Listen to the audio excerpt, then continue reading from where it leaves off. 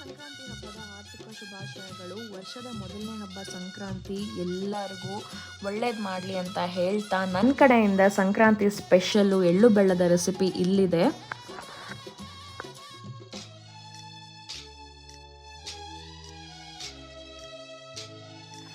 ಒಣ ಕೊಬ್ಬರಿ, ಶೇಂಗಾ ಹಾಗೂ ಬಿಳೆ ಎಳ್ಳನ್ನ ಹುರ್ಕೋಬೇಕಾಗುತ್ತೆ ಲೋ ಫ್ಲೇಮಲ್ಲಿ.